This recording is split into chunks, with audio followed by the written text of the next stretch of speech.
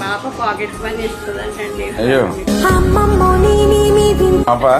పాపకు నేనే చేయాలిగా, మీరే